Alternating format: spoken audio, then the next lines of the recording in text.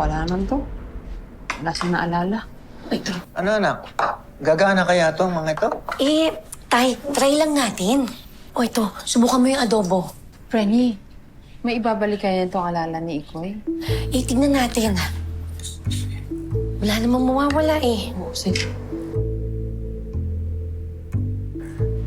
Kaya po, Lola Savi, gusto niyo po? Hindi, ikaw. Para sa yan. Gusto namin malaman kung effective.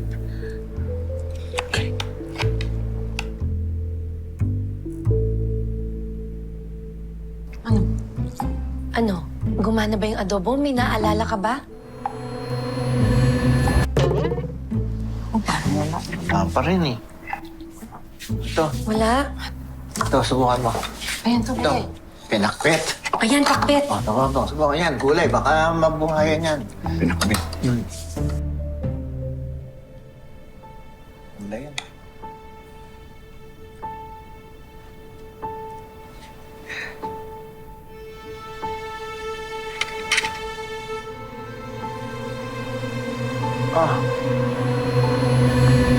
Sir Enrico, buong linggo na ho kayo nagtatrabaho Sabi mo ng doktor, magpahinga kayo. Kilala mo naman ako, Lady Mara. Lady Mara? Lady Mara, parang may naalala. Teka, anong sabi mo? Tama ba? Lady Mara? Sino yun? Hindi ko maalala eh. Pero... para siyang... isang tao na mapagkakatiwalaan ko sa mansyon. O baka pwede nating hingan ng tulong. Oo nga. Ano? Anak, hihingi ka ng tulong. Hindi man lang natin kilala yun. Hindi man lang natin alam ang pagmumukha nun eh. Pero tay, kung taga-mansyon si Lady Mara, pwede ko siya puntahan doon. Ay, naku, tama, Frenny. Sasamahan kita. Huwag kang mag-alala na sasamahan ko. Lady Mara. Lady Mara.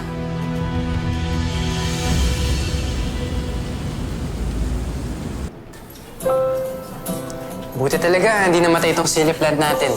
Kundi, 0 tayo sa science. Bakit ba kasi 100 o 0 na yung binibigay na grade ni Ma'am Locsin?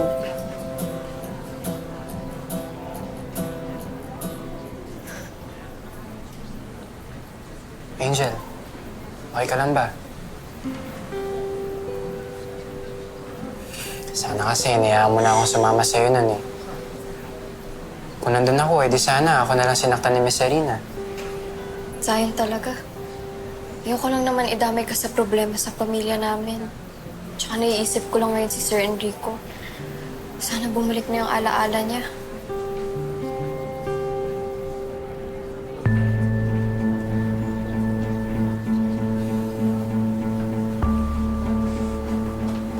Wow! Wow! Ang ganda! Ang ganda ng tubo ng halaman nyo na sa yan Perfect! 100 sana grade ito. But now, it's gonna be 0. Alex, pwede ba tigilan mo na kami? Hindi kita titigilan, Angel. Kulang pa nga yan sa pamamayan na ginawa mo sa akin. Ilang beses ko bang uulitin sa'yo? Hindi nga ako yung nag-upload ng video. Nahack yung account ko, kaya nagsasayang ka lang ng galit mo. Alex, kung may ebidensya lang kami, matagal na namin pinakita sa'yo. Hindi ganun ka-desperado si Angel, no? Oo nga. Huwag kang makialam. Alex, tigilan mo na kami. Tapang mo talaga eh, no? Actually, mas tumapang ka pa ngayon. Bakit kaya? Dahil ba tinulungan ka nung Miguel Miraflor na yun? Kaya ko na sarili ko. Kailangan ng tulong ni Miguel. I don't care kung may kaibigan ka pang sikat. If it weren't for that, Miguel, hindi ka makakatakas sa amin the other day. But where is he now?